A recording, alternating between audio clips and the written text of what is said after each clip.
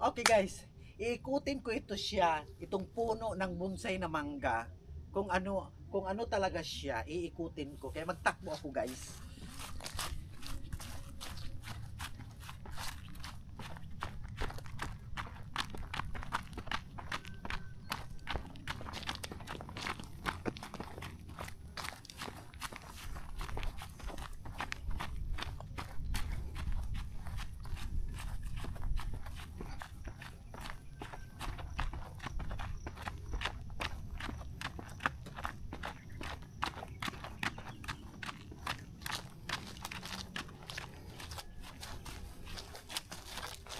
Ah!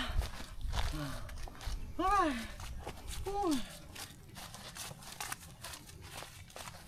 Okay. Ah! Ah! Naikot ko na siya guys. Oo.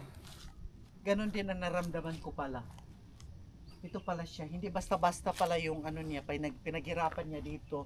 Nakatayo siya sa ibabaw ng bato. Kaya survive talaga itong puno ng mangga na ito. Okay, thank you.